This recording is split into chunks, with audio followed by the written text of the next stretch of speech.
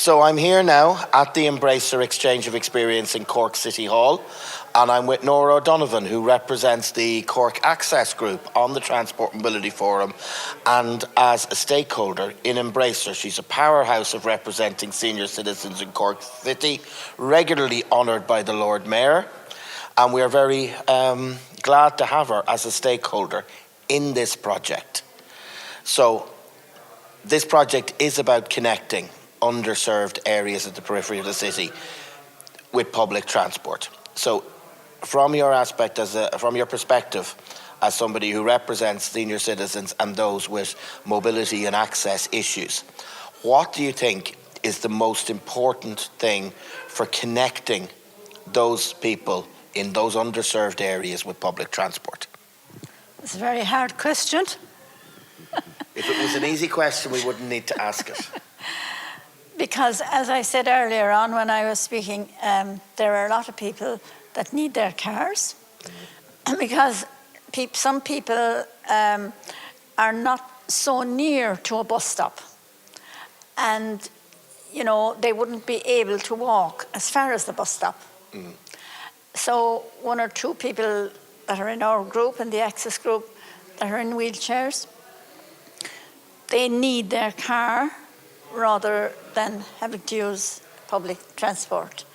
And we have a problem in that, you know, they need to be able to come into the centre of the city. They need to be able to park in the centre of the city to go to various areas. And a few of our people have been fined by Gardaí who are not have empathy for them if they were 5 minutes over the time that you can park or move in the city between 3 and 6 in the main street. The other thing then about using the public transport, we have a lot of new drivers, and it's just my opinion. I'm not saying it's everybody's opinion, but my opinion, that they're not being adequately trained to cater for older people, because they're taking off too fast, and I nearly fell a couple of times. They're not giving me time to sit down. They don't know how to lower the step on the healing buses. I had to tell one guy one day, the button is there on your right hand side, and would you press it please, because I can't get off the bus, it's too high. And they're very courteous, the drivers. It's just that they're not being trained to accommodate older people. And as well as that, when you press the button to stop, I don't know, or they're not concentrating or what, but they mightn't let me off at the stop I want to get off. They might take me to the next stop. Yeah. You know? Does that answer your question? That's all. Now, I followed up. Now, you talked about how older people are often forced into a dependency in cars because the public transport system doesn't serve them, because the stops may not be close enough or whatever. We know when we had consultations on Bus Connect, there's this real tension between, say, younger, fitter people who want a more frequent service on a fewer routes and older people who want a less frequent service on a larger number of routes that serves areas. Is there something along that line that you maybe need a service twice a day that goes much closer, that provides bus stops much closer? Is that something that would make things easier for older people? That certainly would. And the other problem we foresaw, I'm not sure if I'm right in saying this, that when the Bus Connect was coming in, most of the services were coming to the city centre, and then you had to get off that bus and get on another bus if you wanted to go further afield. And what we're worried about is on a wet day, you're going to get drenched wet, and it's not good for older people to be sitting in wet clothes for any amount of time. In fact, this week, sorry to say, 2 of my friends died from pneumonia. Now, it has nothing to do with the bus, but like when you're older, you have to be careful of getting wet. And a lot of our bus shelters don't have adequate seating if you're waiting from one bus to another, and most of them don't have any seating at all, you know. And I can't think of the word I was looking for, like sheltered. We need a sheltered bus centre, bus shelter as well. So, and particularly you need those bus shelters at the interconnecting stations. Exactly. If they're expecting older people to transfer from one service to another, it needs to be at a single stop that keeps you warm, keeps you dry, and there aren't any other hazards.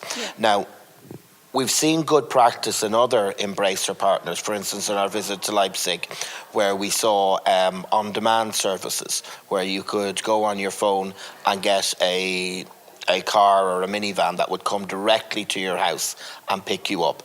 Do you think that that's a good sort of option for people who are a little bit further from a bus stop, that they could get an on-demand service to collect them from their door or from within, say, 50 metres of the door if the door wasn't a safe place to stop, and then bring them to the next node, to the next warm, dry bus stop or the city centre or whatever was required?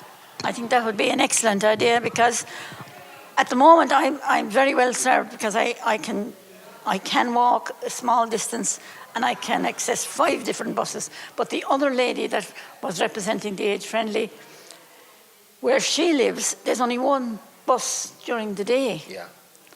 And even though she's in the city, there's only one bus during the day. And she's very worried about when the bus connect comes in. And she has been one of the people that was trying to get the taxi drivers to have some kind of a deal or something like that, more so than I was, but it would benefit me too. But she was very anxious to have it, because a lot of the people around her as well are older, and quite a lot of them, like she has given up driving, and quite a lot have given up driving as well, because they've lost their confidence, I think, and they also find that there's not a great deal of courtesy on the road by the drivers, and it is making them nervous. So that would be a great help. That's great. So I think that we're seeing measures that could be taken that would make life much easier for old people.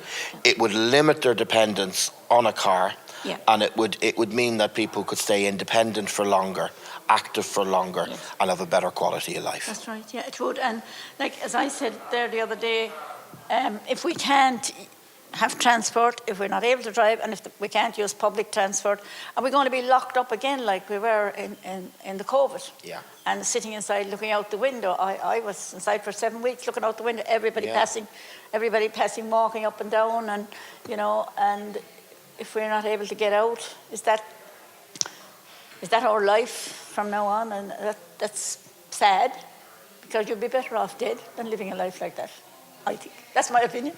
I think that's a great way to end it. Thank you very much, Nora.